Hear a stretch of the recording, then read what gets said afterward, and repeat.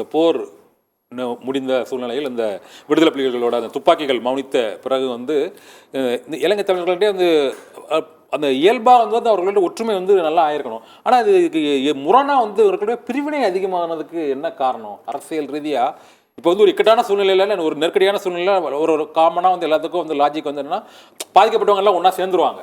இது பெரிய பாதிப்பு. 1.5 லட்சத்திற்கும் மேற்பட்ட தமிழர்கள் கொல்லப்பட்டு அவர்களுக்கு யார் தலைமை தாங்குவது, அவர்கள் நெருக்கடியாக விடப்படக்கூடிய இந்த சூழ்நிலைகளில் இந்த தமிழர் தலைவர்கள் பிரிந்து நிற்பதற்கு அது என்ன காரணம்? ஆனால் இந்த கருணாக கட்சி கூட வந்து ஒரு பெரிய எதையுமே வெற்றி பெறல. அதாவது இது வந்து ஆங்கிலேயர்கள் பயன்படுத்திய அந்த மிக சிறந்த ராஜதந்திரம் தான் இவர்களும் பயன்படுத்தி இருக்கிறார்கள். பிரித்தாளும் சூழ்ச்சி தான். அது எளிமையாக இரையாகிவிட்டார்கள். பிரபாகரன் இந்த காலத்தில் நீங்கள் பார்த்தீர்கள் என்றால் ஏதோ ஒரு மாயிலே எல்லோரும் கட்டுண்டு ஒரு ஆளுமை கீழ் இருந்தார்கள். எதிர்ப்புகள் பிரபாகரனுக்கு அனைவருமே பிரபாகரனை ஏற்றுக்கொண்டார்கள் என்றெல்லாம் கூற முடியாது. இலங்கையிலே பிரபாகரனை போன்று பல இயக்கங்கள் இருந்திருக்கின்றன. நீங்களும் அறிந்திருப்பீர்கள். பல இயக்கங்கள் இருந்திருக்கின்றன. அந்த இயக்கங்கள்லாம் பிரபாகரனை ஏற்றுக்கொள்ளவில்லை. ஆனாலும் பிரபாகரன் ஆளுமை பெரிதாக இருந்த பொழுது அவர் கீழ் இருந்தது அமைதியாக இருந்து விட்டார்கள். அவருடைய மறைவுக்கு போர் ஆயுதங்கள் மௌனித்த பிறகு, இயக்கத்தினுடைய ஆயுதங்கள் மௌனித்த பிறகு அதற்கு பிறகு ஏற்பட்ட ஒரு மறுமலர்ச்சி, தமிழ் தேசிய கூட்டமைப்புடைய அரசியல் ஆதிக்கம் இவையெல்லாம் இருந்தன. ஆனாலும் வந்து அவர்கள் தனித்தனி கட்சிகளாக, கருத்து வேறுபாடுகளாக தனித்தனியே பிரிந்து காணப்பட்டார்கள்.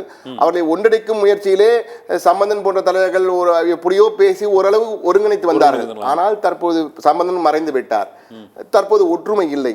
ஒற்றுமை இல்லாத சூழலை பயன்படுத்தி கொண்டது கொழும்பிலிருந்து ஆட்சி செய்கிறவர்கள் சிங்கள முக்கிய தலைவர்கள் தோத்து போனாங்களா? இப்போ டக்ளஸ் தேவானந்தா, சுமேந்திரன், மற்றபடி சந்திரகாந்தன் பார்த்து பழகி போய்விட்டார்கள். டக்ளஸ் தேவானந்தா ராஜபக்சேவின் நெருங்கிய நண்பராக இருந்திருக்கிறார். எனவே அவருடைய இருந்தால் அந்த கோபங்கள் இருக்கிற ராஜபக்சே இருந்தபோது வெற்றி பெற்றார். இதே ராஜபக்சே பெரிய வெற்றி பெறும்போது டக்ளஸ் தேவானந்தா வெற்றி பெற்றார். அதே போன்று சுமந்திரன் தோல்வி அடைந்திருக்கிறார். சந்திரகாந்தன் தோல்வி அடைந்திருக்கிறார். எனவே பல முக்கிய தலைவர்கள் தோல்வி அடைந்திருக்கிறார்கள். ஆனால் இது தமிழர்களிடையே ஒற்றுமை இல்லாத ஒரு தன்மை இருக்கிறது என்பதை எடுத்து காட்டியிருக்கிறது. தமிழர்கள் யதார்த்த கள நிலவரத்தை நான் இப்படிதான் இதை சொல்ல வேண்டும் என்றால், இறுதியாக சொல்ல வேண்டால், தமிழர்கள் கள யதார்த்தத்தை புரிந்து கொண்டிருக்கிறார்கள். இனிமேலும் இப்படி தனியாக நாம் மட்டும் நின்றுவிட்டால் தீவு போல நாம் நின்று கொண்டேதான் இருப்போமே தவிர நமக்கு வாய்ப்புகள் கிடைக்காது, முன்னேற்ற பாதையில் நாம் செல்ல முடியாது என்பதை உணர்ந்திருக்கிறார்கள். எனவே கூட்டாட்சியாகவோ அல்லது மத்தியில் இருக்கிற ஆட்சிக்கு நாம் ஆதரவு கொடுப்போம் என்ற வகையில் அவர்கள் களமிறங்கி இருக்கிறார்கள் இலங்கையிலே. எனவே அந்த வகையில் அனுரகுமார திசநாயகம் முதன்முறையாக தமிழ் காணிகள் எல்லாம் திரும்பி கொடுக்கப்படும் என முதன்முறையாக ஓபன் டிக்ளரேஷன் என்பது போல அவர் கருத்து தெரிவித்திருந்தார். எனவே இதையெல்லாம் அவர்களை ஈர்த்திருக்கிறது. தமிழர்களை நம்பி நமது தலைவர்களை நம்பி ஏமாந்து விட்டோம், இந்த முறை அவருக்கு ஒரு வாய்ப்பு கொடுப்போம் என்ற வாய்ப்பு கொடுத்திருக்கிறார்கள். அடுத்த 4 ஆண்டுகள் 5 ஆண்டுகள் நாம் பொறுத்திருந்து பார்க்க வேண்டும் என்ன நடக்கிறது என்று. ஆனால் நிச்சயமாக ஒரு புதிய மறுமலர்ச்சி வர வேண்டும் என்ற எதிர்பார்ப்பு இருக்கிறது. தமிழர்களுக்கு உரிய பலன்கள் கிடைக்க வேண்டும், அதிகாரங்கள் சம அதிகாரங்கள் கிடைக்க வேண்டும் என்று மாற்று கருத்து இல்லை. ஆனால் கிடைக்குமா இல்லையா என்று பார்த்தால் காலம்தான் பதில் சொல்லும். ஆனால் என்னை பொறுத்த மட்டிலே வாழ பழகி கொண்டார்கள், வாழ்வார்கள், அதில் மாற்று கருத்து இல்லை.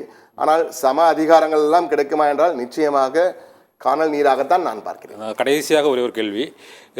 இலங்கைங்கிறது ஒரு 4 தேசிய இனங்கள், சிங்களர்கள், தமிழர்கள், இலங்கை முஸ்லீம்கள் மற்றும் இந்த மலையக தமிழர்கள் உள்ளிட்ட 4 தேசிய இனங்களுக்குமான அந்த உரிமைகள் மற்றும் அவர்களுக்கான அதிகாரங்கள் வந்து இந்த இலங்கையோட வரலாற்றிலே தொடர்ந்து முழுமையாக கிடைக்கலங்கிறது. அதற்கான போராட்டங்கள், அதற்கான மோதல்கள் தான் தொடர்ந்து போயிட்டு இருக்கு.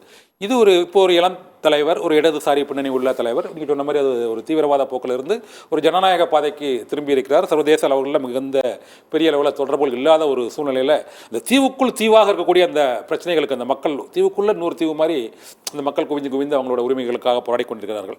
இந்த பிரச்சனைகளுக்கெல்லாம் ஒரு புதிய வெளிச்சம், ஒரு விடியல், ஒரு தீர்வு கிடைக்கும்னு நீங்கள் நினைக்கிறீங்களா? கிடைக்க வேண்டும் என்பதுதான் ஆசை. கிடைக்குமா என்பதற்கு காலம்தான் பதில் சொல்லும். மலையக தமிழர்கள், யாழ்ப்பாண தமிழர்கள், ஈழத்தமிழர்கள் இவர்களுக்குள்ளேயே ஒரு ஒற்றுமை கிடையாது. மலையக தமிழர்களும் தமிழன் தான், ஈழத்தமிழும் தமிழன் தான். மலையக தமிழர்கள் இந்தியாவிலிருந்து சென்று தங்கிய தமிழர்கள், அவன் பிறந்திலிருந்து இலங்கையில் இருக்கிறார்கள். சிங்கள பிரிவினை கிடையாது. அங்கும் தமிழர்களை பிரித்து வைத்து விட்டார்கள் என்றால் இந்த தமிழர்கள் அவர்கள் ஏற்றுக்கொள்ள மாட்டார்கள், அவர்கள் இவர்களை ஏற்றுக்கொள்ள மாட்டார்கள் என்ற வகையில் தான் இருக்கிறார்கள்.